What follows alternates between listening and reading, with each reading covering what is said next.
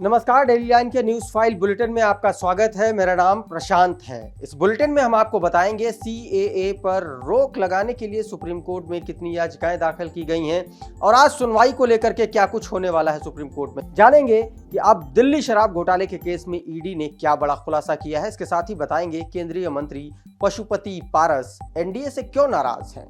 लेकिन उससे पहले एक नजर डालते हैं आज की हेडलाइंस पर। प्रधानमंत्री पर आचार संहिता के उल्लंघन का लगा आरोप। टीएमसी ने चुनाव आयोग को भेजी 2 शिकायतें। सुप्रीम कोर्ट में सीएए पर रोक लगाने के लिए 237 याचिकाएं दाखिल। सभी पिटीशन पर सुनवाई आज। केंद्र सरकार ने 11 मार्च को जारी किया था सीएए का नोटिफिकेशन। एनसीपी की याचिका पर सुप्रीम कोर्ट में सुनवाई आज। शरद का फोटो और नाम इस्तेमाल करने पर अजीत गुट के खिलाफ दाखिल हुई थी याचिका। दिल्ली शराब घोटाले के केस में ईडी का बड़ा दावा। कहा कि कविता ने केजरीवाल और सिसोदिया के साथ की 100 करोड़ की डील। केंद्रीय मंत्री पशुपति पारस आज करेंगे बड़ा ऐलान। एक भी सीट न मिलने से एनडीए से नाराज, आरजेडी से बढ़ी नजदीकी। और अब बात करते हैं आज दिन भर की बड़ी खबरों की और आज दिन भर होने वाले बड़े इवेंट्स की। प्रधानमंत्री नरेंद्र मोदी पर आचार संहिता उल्लंघन करने का आरोप लगाया गया है। टीएमसी ने चुनाव आयोग से 24 घंटे में 2 शिकायतें की हैं। टीएमसी नेता डेरेक ओब्रायन ने चुनाव आयोग को शिकायती पत्र लिखा है। डेरेक ने पत्र में कहा कि मोदी की ओर से 15 मार्च को आचार संहिता लागू होने के बाद विकसित भारत संकल्प यात्रा का व्हाट्सएप मैसेज भेजा गया था। ये आचार संहिता का उल्लंघन है। डेरेक ओब्रायन ने दावा किया कि मैसेज के साथ पीएम की ओर से लेटर भी भेजा गया था। इसमें लिखा था कि पिछले 10 साल में देश के 140 करोड़ से अधिक लोगों को भारत सरकार की योजनाओं से लाभ हुआ। डेरेक ने कहा कि साफ है कि पीएम की ओर से भेजे गए मैसेज में भाजपा का प्रचार हुआ है। और अब बात करते हैं आज की एक और बड़ी खबर की। सुप्रीम कोर्ट में आज यानी कि 19 मार्च को नागरिकता संशोधन कानून के खिलाफ दाखिल की गई याचिकाओं पर सुनवाई होनी है। सीएए को लागू न करने की मांग को लेकर के सुप्रीम कोर्ट में 237 याचिकाएं दायर की गई हैं। सीजेआई डीवाई चंद्रचूड़, जस्टिस जेबी पारदीवाला, जस्टिस मनोज मिश्रा की बेंच सीएए पर सुनवाई करेगी। बता दें कि केंद्र सरकार ने 11 मार्च को सीएए का नोटिफिकेशन जारी किया था।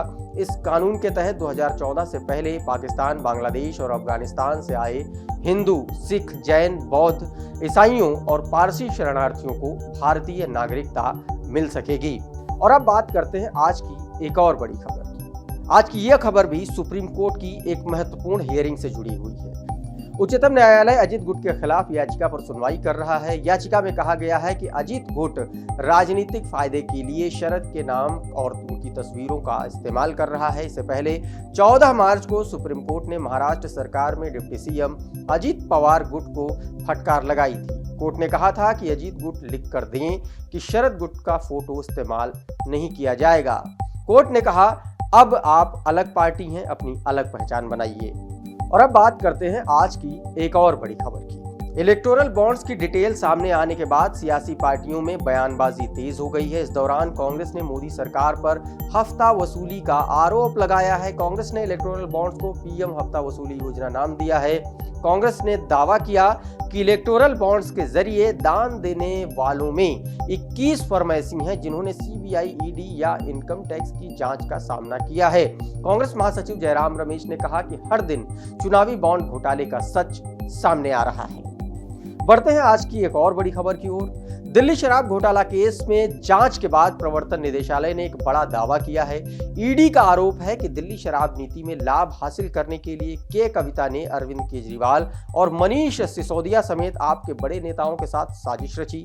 जांच एजेंसी ने यह भी दावा किया कि के कविता ने आप नेताओं के साथ 100 करोड़ रुपए की डील की। बता दें कि के कविता तेलंगाना के पूर्व मुख्यमंत्री केसीआर की बेटी हैं।